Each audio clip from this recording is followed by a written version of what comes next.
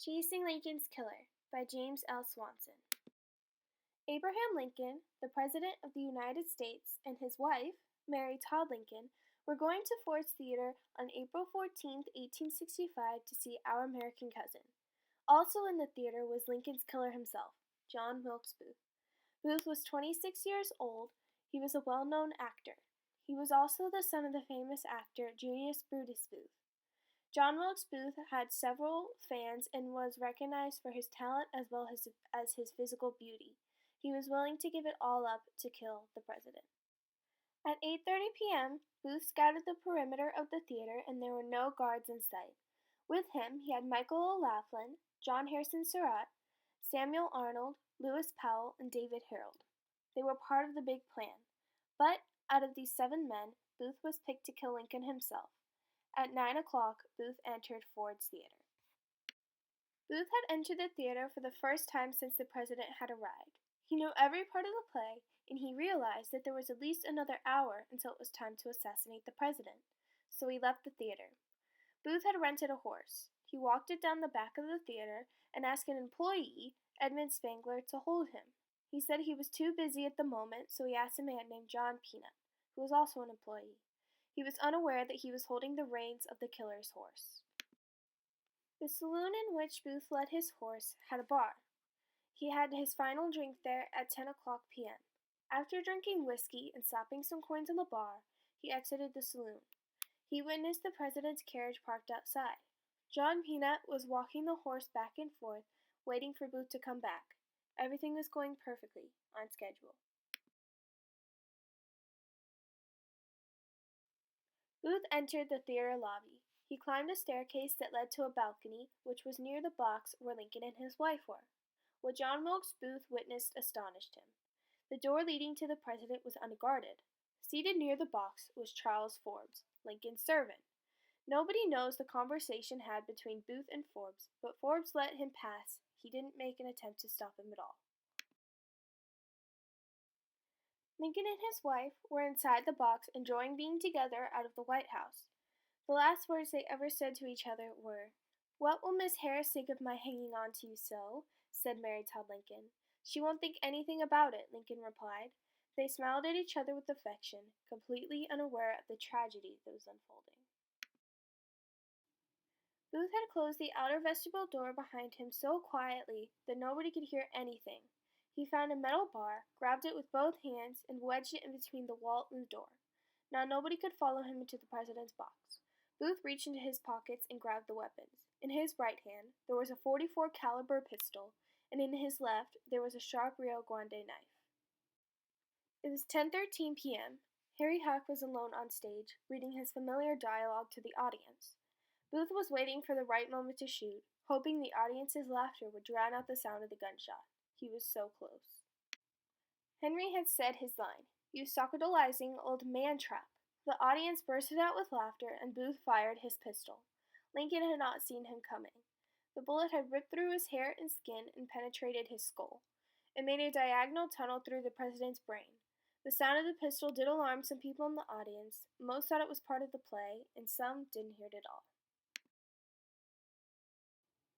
Major Henry Rathbone, sitting in the box just feet away from the president, was an experienced Army officer who was very familiar to the sound of gunshots. He was the first to realize that something had gone horribly wrong. He saw Booth come out of a cloud of smoke. He dove for the assassin and grabbed him by the coat.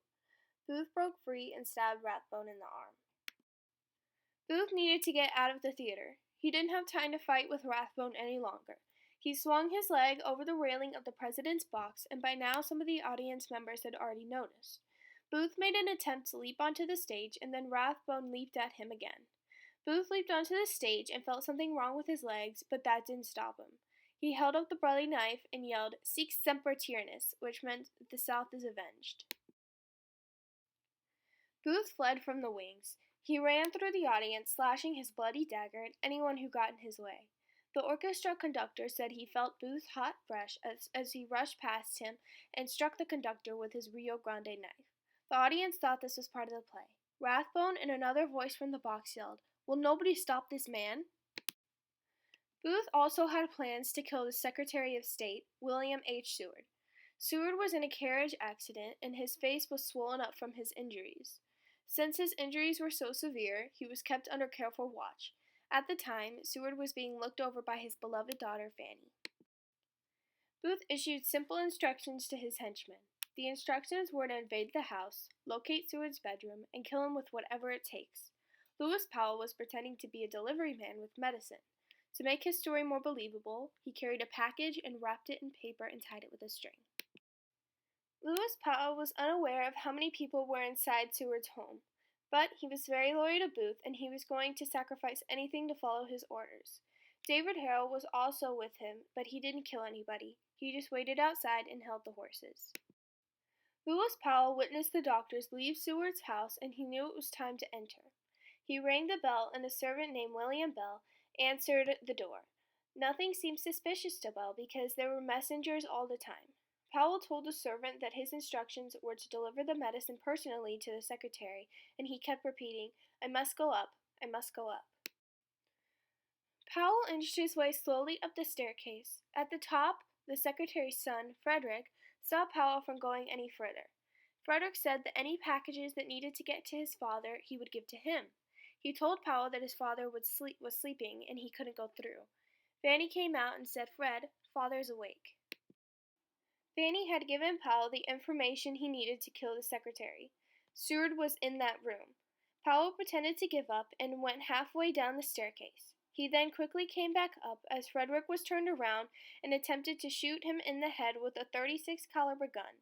He was at such close range. He shot at Frederick and then heard a click. It was a misfire. Instead of attempting to shoot Frederick again, he aimed the gun in the air and brought down a blow to Frederick's head, and it also destroyed his weapon. William Bell ran down the hallway screaming, "Murder!" Powell shot at Seward, and after he missed 2 times, the third bullet went into his throat. Seward whispered to Fanny, "I'm not dead. Get a doctor." At Ford's Theater, Booth fled the building. He went down the back alleyway to see if his horse was still being kept by the theater employee.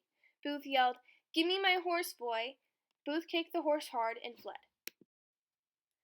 On April 20th, Booth and Harold would try to cross the Potomac River, but on April 21st, they somehow ended up back in Maryland.